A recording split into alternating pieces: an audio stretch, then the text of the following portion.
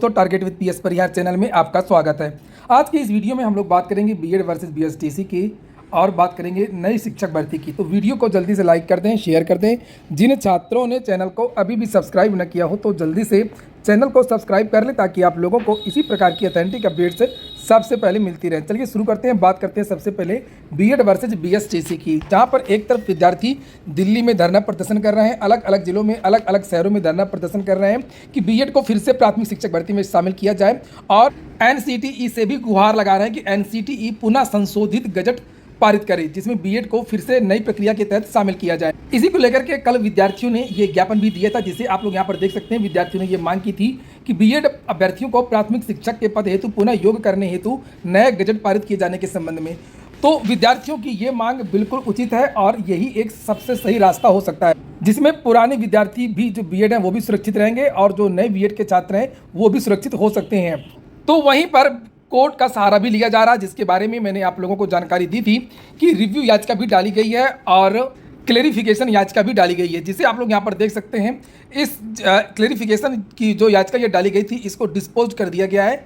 ये देखिए यहाँ पर, ये देवेश शर्मा बनाम यूनियन ऑफ इंडिया। मुख्य रूप से क्लेरिफिकेशन जो याचिका थी वो बिहार के छात्रों के द्वारा डाली गई थी और उसमें बहुत सारे लोग पार्टी बन गए थे। बताया जा रहा कि फाइल में कुछ त्रुटियां थी जिसको लेकर के ये लॉन्च कर दी गई है। तो आगे जो भी अपडेट्स होंगी कोर्ट केस से संबंधित मैं आपको इस चैनल के माध्यम से दे दूंगा। हालांकि क्लेरिफिकेशन याचिका पर आर्डर आना बहुत ज़्यादा जरूरी था, क्योंकि बहुत सारी जो भर्तियां हैं वो लंबित है। भले ही एनसीटीई ने 4 सितंबर को सभी राज्यों को पत्र भेज दिया था, लेकिन उस पत्र में भी ऐसा कुछ विशेष नहीं है जिसमें पुरानी भर्तियों को लेकर के कुछ कहा गया हो। और यही कारण है कि छत्तीसगढ़ में शिक्षक भर्ती की जो प्रक्रिया वो चल रही है और उसमें बीएड के छात्र भी शामिल हैं। यही हाल बिहार का भी है।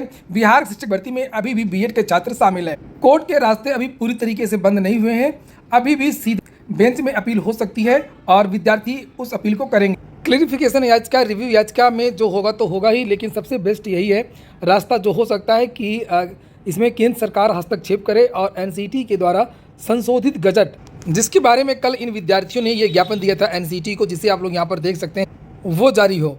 कल विद्यार्थियों ने ये जो ज्ञापन दिया था उसमें ये जो प्रमुख मांगे हैं वो यहाँ पर लिखी हुई हैं कि एनसीटीई पुरानी गलतियों को सुधार करके अविलंब नया संवैधानिक गजट जारी करते हुए बीएड को पीआरटी के लिए पुनः योग्य बनाए तथा केवीएस बीपीएससी शिक्षक भर्ती परीक्षा सहित सभी राज्यों की प्रक्रियाधीन भर्तियों में बीएड अभ्यर्थियों को पीआरटी में पुनर्बहाल करने संबंधित नया गजट जारी होने तक भर्तियों के साक्षात्कार व अंतिम चयन परिणाम पर रोक लगाया जाए।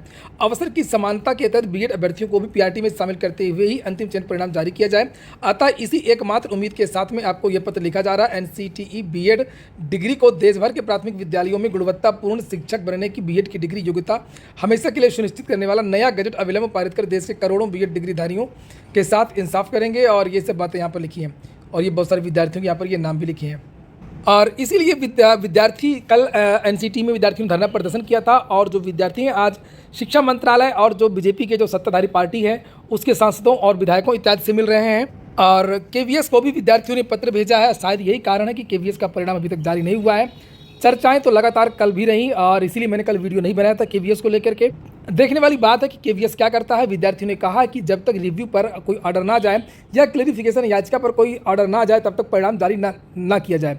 लेकिन क्लेरिफिकेशन याचिका को आप लोगों ने देखा कि आज डिस्पोज कर दिया गया है, तो हो सकता है कि केवीएस अब इस पर कोई अपना स्टैंड ले और केवीएस का जो परिणाम है वो जारी हो जाए। अब हम बात करेंगे नई शिक्षक भर्ती की। इस तारीख से आवेदन शुरू। कल बिहार के उप मुख्यमंत्री तेजस्वी यादव ने एक ट्वीट किया था जिसके माध्यम से जानकारी दी गई थी कि बिहार में शिक्षक बहाली के दूसरे चरण में 70,000 शिक्षकों की नियुक्ति होगी। प्रथम चरण में 1,70,461 से अधिक शिक्षकों की भर्ती के लिए परीक्षा का आयोजन हो चुका है। और बहुत सारी बातें यहाँ पर लिखी हैं कि हम लोग इवेंट के प्राइम मैनेजर नहीं बल्कि जो कहते हैं उसे धरातल पर उतारते हैं।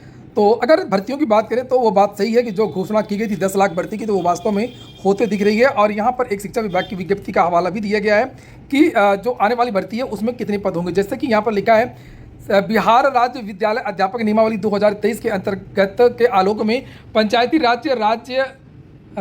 राज एवं नगर निकाय संस्था के अंतर्गत पूर्व से उच्च माध्यमिक स्तर के 18,830 सृजित एवं रिक्त पद माध्यमिक शिक्षक के 18,880 सृजित व रिक्त पद 6 से 8 तक के 31,982 सृजित व रिक्त पद को प्रतिष्ठित करते हुए कक्षा 11 और 12 तक के अध्यापन हेतु शिक्षा विभाग के नियंत्रणाधीन विद्यालय अध्यापक के 18,830 पद, वर्ग 9 से लेकर के 10 तक के अध्यापन हेतु विद्यालय अध्यापक के 18,880 पद, एवं वर्ग 6 से 8 तक के अध्यापन हेतु विद्यालय अध्यापक के 31,982 पद।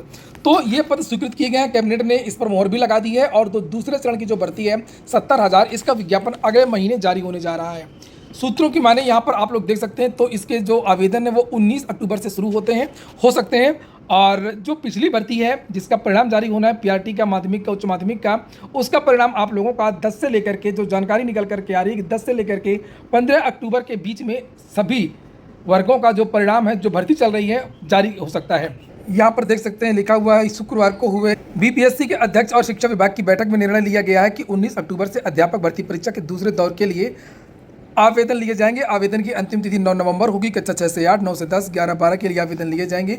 परीक्षा 2 से 5 दिसंबर 2023 को आयोजित होगी। तो देखिए, तारीखों में तो आगे पीछे कुछ भी हो सकता है, लेकिन ये निश्चित है कि टीआरई सेकेंड बिहार की बहुत जल्द इसका विज्ञापन जारी होगा। और हो सकता है कि अक्टूबर के महीने में, जो 19 अक्टूबर लिखा है, तो अक्टूबर के लास्ट में आप लोगों को इसका विज्ञापन देखने को मिल जाएगा। बीएड और एस्टेट पास विद्यार्थियों के लिए ये बड़ा मौका है। प्राथमिक शिक्षक भर्ती में भले ही अगली भर्ती में बीएड के छात्रों को बाहर कर दिया गया है, लेकिन अब जो उनके लिए अवसर है इसका फ़ायदा उठाएं। और रही उत्तर प्रदेश की बात, क्योंकि बहुत सारे विद्यार्थियों का ये कहना होगा कि सर आप बिहार शिक्षक भर्तियों की बात करते हैं, लेकिन उत्तर प्रदेश का क्या होगा? तो उत्तर प्रदेश की सरकार को यहाँ से सीख लेना चाहिए। हर चीज़ में तो कंपटीशन सरकार करती है, इधर भी थोड़ा सा कंपटीशन करे। और चूंकि बिहार उत्तर प्रदेश से लगभग आबादी में आधा है, तो यहाँ पर दुगना पदों पर भर्ती हो सकती है, लेकिन ऐसा नहीं हो रहा है। इसके लिए विद्यार्थियों को भी थोड़ा सा और दबाव बनाना होगा। और दूसरी बात कि जो उत्तर प्रदेश में भर्ती आ सकती है वो टीजीटी और पीजीटी की लोकसभा चुनावों के पहले आप लोगों को एक बड़ा विज्ञापन देखने को मिल सकता है। प्राथमिक शिक्षक भर्ती के लिए अभी मैं कुछ नहीं कह सकता। पहले भी मैंने आप लोगों से कहा है कि प्राथमिक शिक्षक भर्ती की अभी कोई चर्चा नहीं है। अगर मामला कोर्ट से सॉर्ट आउट हो जाता है तो जो रिक्त पद हैं 17,000 या 18,000 जो भी पद हैं, पहले उन पदों पर भर्ती होगी, उसी नियमावली से भर्ती होगी। अभी कोई बदलाव नहीं होगा। लेकिन नई शिक्षक भर्ती के बारे में प्राथमिक में अभी कोई भी चर्चा बेसिक में नहीं है।